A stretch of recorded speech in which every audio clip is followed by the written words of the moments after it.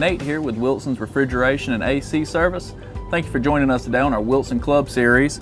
As you can tell, we're in an attic right now. What we're going to be talking about today is a float switch.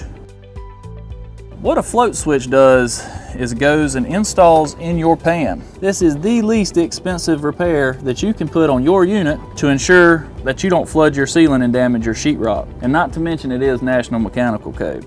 Call us today at Wilson's Refrigeration and AC Service. Ask us about our Wilson Club membership, where we can come out to your house and evaluate your system and make sure you're protected.